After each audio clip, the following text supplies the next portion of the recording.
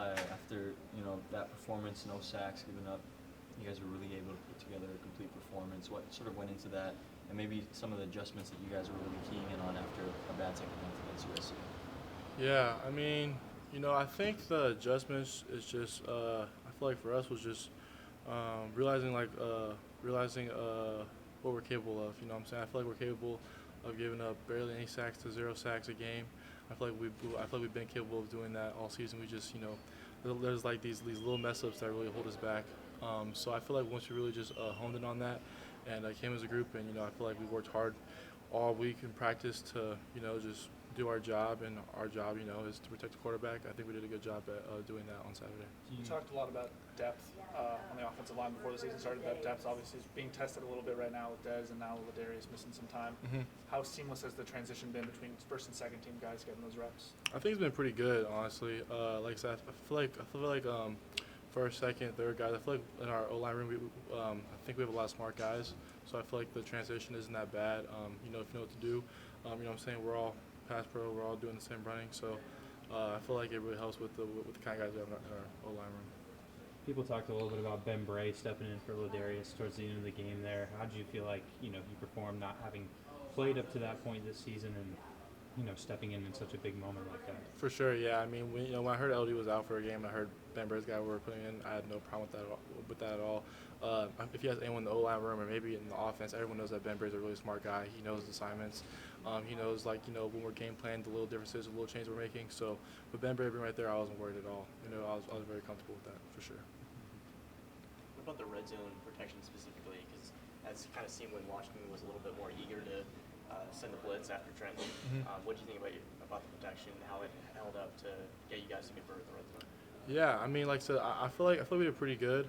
Like I said, O-line is all about just doing your job, doing your assignment, and knowing your rules. And I feel like if everyone knows their rules and just trusts it and trusts each other, everything will work out. You know what I'm saying? And the quarterback, is on the same page with the O-line, because if we have everyone blocked up, but then someone's unblocked because he's hot, the quarterback needs to be aware of that. And like I said, Trent made some good throws out of that. So, I mean, like I said, it's a team sport. I feel like we're all on the same page, and I feel like we did a good job showing that in our game against Washington.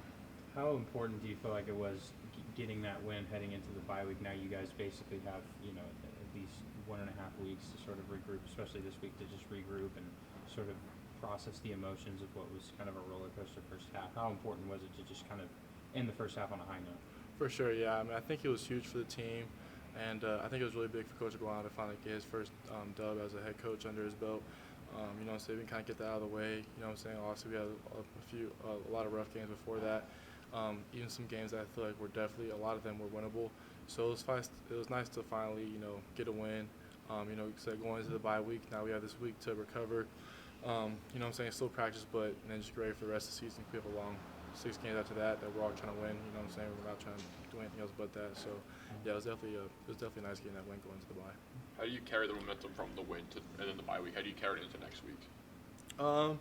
Yeah, I mean, I feel like it's not that hard as far as just like doing your job. I think Coach Aguilar does a good job at not letting up in practice. I feel like with Aguano's standard that he holds us at, it's going to do a good job at not letting us fall off because we got a win. You know what I'm saying? I feel like he holds that standard, and we all try to meet that. And with that standard, we'll do fine without having any drop off for sure. With Trenton coming in, playing the way he did, I mean, people have said it's not surprising.